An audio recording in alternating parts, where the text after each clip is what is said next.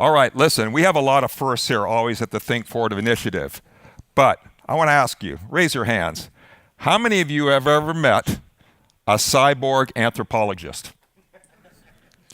Exactly. If nothing else happens today, at the next dinner party you go to, or you can tell your children, I was with a cyborg anthropologist today. It is so cool, all right? I had a chance to talk with MJ Petroni earlier today. Fascinating guy, based in the Dominican Republic, as well as Portland and San Francisco, Seattle. He's a futurist, and he's literally working with some 300 companies on this topic of cyborg anthropology. To tell you more about it, let's welcome MJ.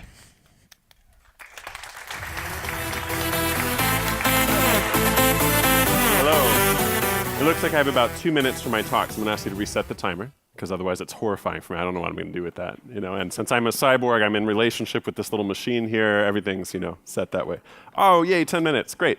All right, so cyborg anthropologists, our jobs are to look at the relationship between humans and technology, right? But not just humans that make technology, but how technology is remaking humans, and how we're changing ourselves. So I got some great questions earlier today on some of the breaks around, how has our behavior changed with technology, or do you think it has? Well, absolutely, exactly to, is it Dr. Krukow, Miss Krukow? Miss Krukow had some excellent points earlier about how, technology has abstracted spending, right? But I want to ask you a quick question first, before we talk any more about what this whole cyborg thing is, or what it has to do with money and all this other stuff. And I want you to pause before you actually answer this question. How many of you are excited and happy to call yourself a consumer? So I reject the premise of the question. Almost no one here wants to call themselves a consumer, but we're trying to do all this stuff for consumers. Do you want to be called a consumer? No. All right. So let's start with that premise that maybe there's a different way to shape the problem or frame the problem. We're going to talk about these millennials, right? The big fancy concept of young people and their future and what is or isn't available. And we're going to talk specifically about this mythical character named Jenna. Jenna is a young working mom. She has a professional job, but she's not paid a whole lot, so she's really mindful of her money. Sounds like a lot of the people you're trying to serve here.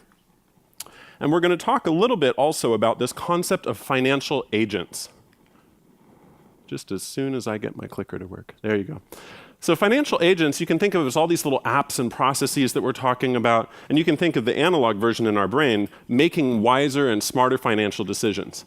And these agents might be used for optimizing how we spend our money so that we get the best price online or offline. It could be coordinating our services so that when you spend on a credit card, you're saving in one of those other accounts. It could be automating some of the smart financial decisions that we know need to happen, that happen in that reflective part of our mind and not the more impulsive, quick reward version.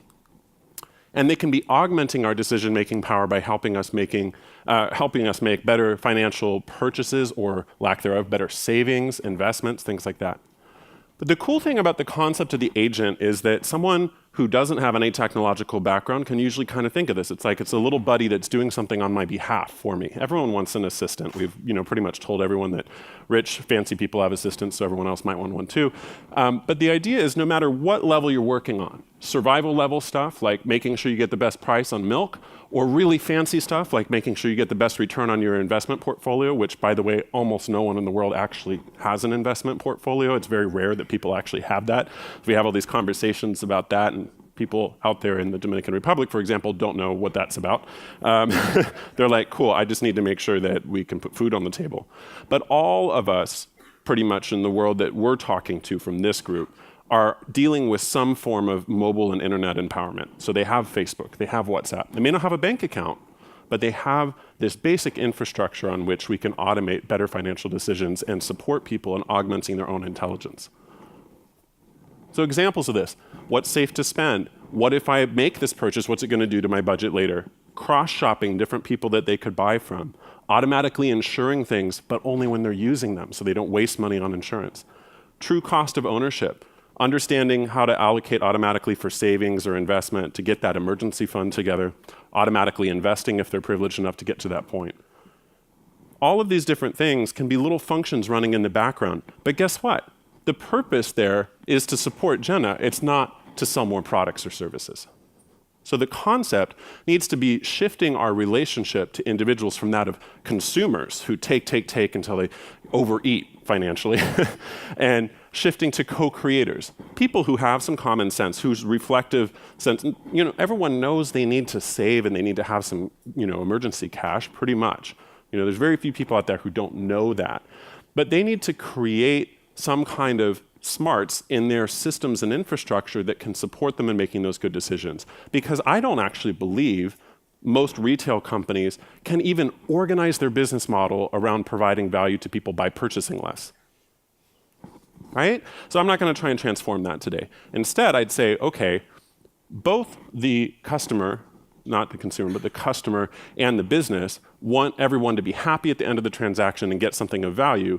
The business, because it gets them, repeat business in the long term, and hopefully there's, real individuals with real hearts working in those companies. I think there generally are. And because that individual needs to not waste money on a gadget they don't need. So agents are here to help us make our best decisions and coordinate with others. Quick show of hands, how many of you identify yourself as a technologist in some way?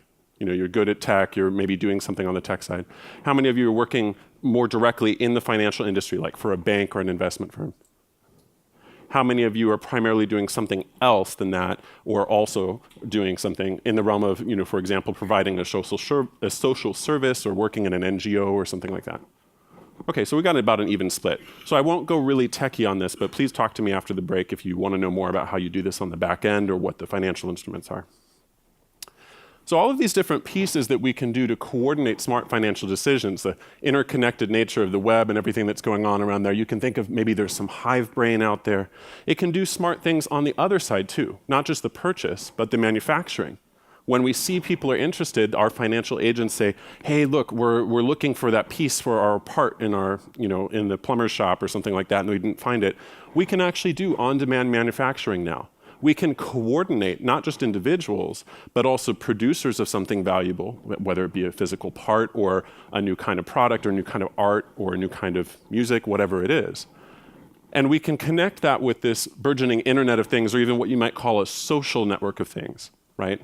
Where all of these different devices and services and manufacturers and businesses have their own ways of relating to each other to make something valuable and to produce something valuable on time, again, around the shared purpose of the individual. But each of these stages, where someone is disclosing data, where some kind of data is being manipulated, like the person disclosing might be, they walked into a store and we picked that up because they consented at some point to their phone telling us that, hopefully. We manipulate that data, right? So we do something with it so we can understand what's going on. So we've acquired, stored, aggregated, analyzed data, or we've applied or consumed that data. I had used that word, watch out. Where we're using it, or we're connecting it, and even when we're disposing of it. At each of these stages, there needs to be an interconnection between various systems, and that's why this is so hard. Otherwise, you're just creating little, agents that do nothing. They don't connect to any other meaningful service, or they're passing data in a really unsafe way where people's privacy isn't being considered. People don't trust this setup. That's why we're not seeing this completely take off yet.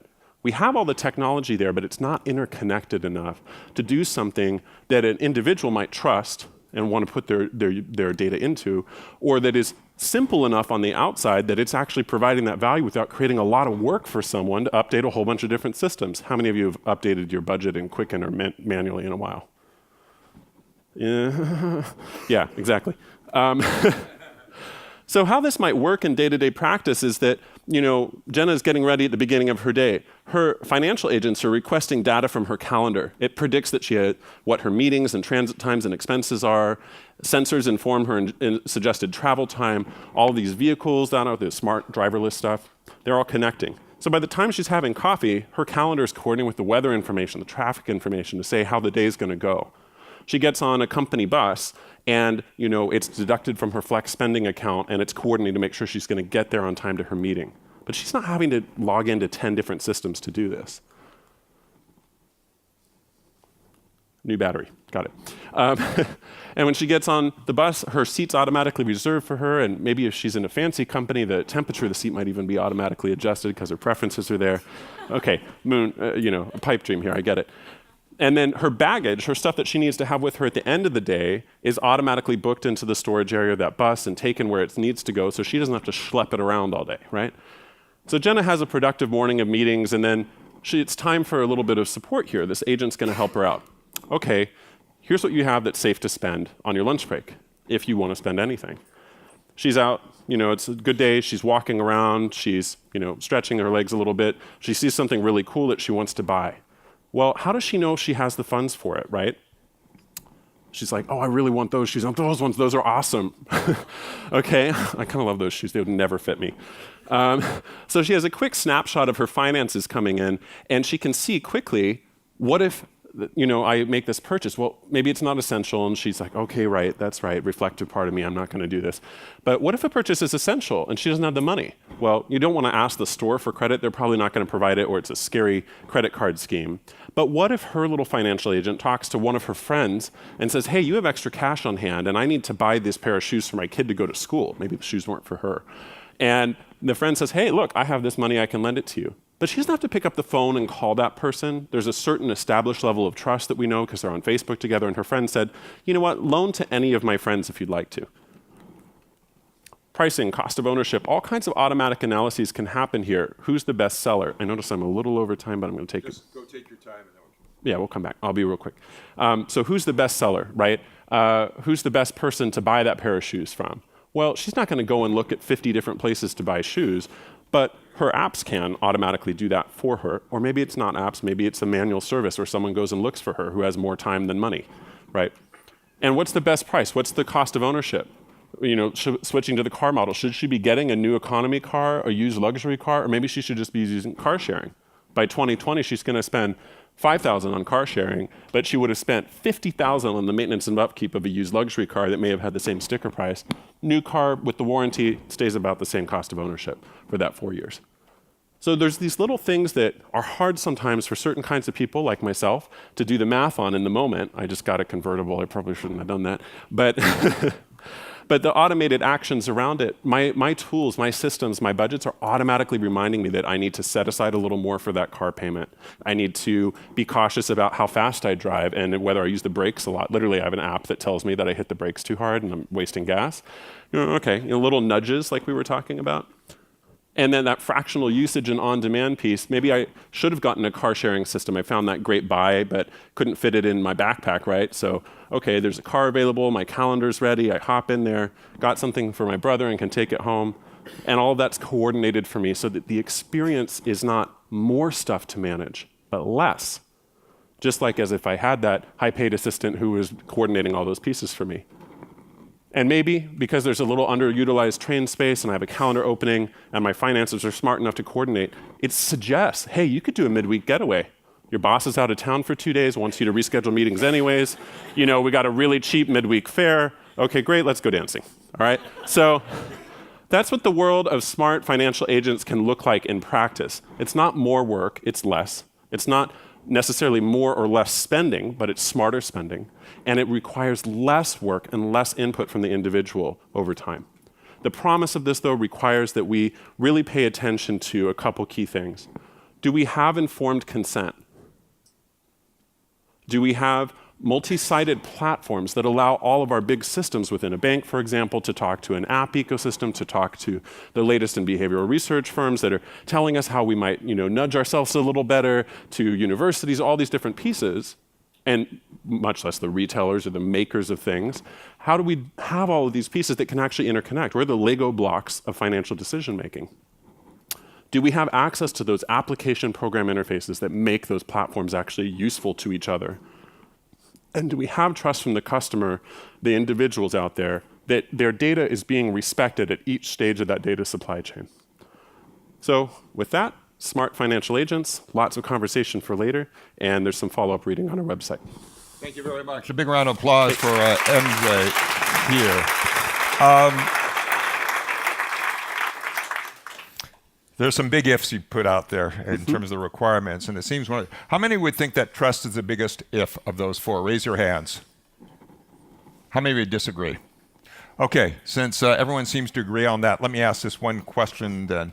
How do we get this trust? And unless we have this trust, can the financial agents work? Yeah. Can you go back to showing the main screen here so I can show what's there? My laptop, that is. So in this article that we have listed here at causit.org/data ethics, it was part of a joint project with Accenture, and we worked on a universal code of data ethics. How do you have informed consent? How do you avoid doing harm unnecessarily? How do you not expose too much information from a user?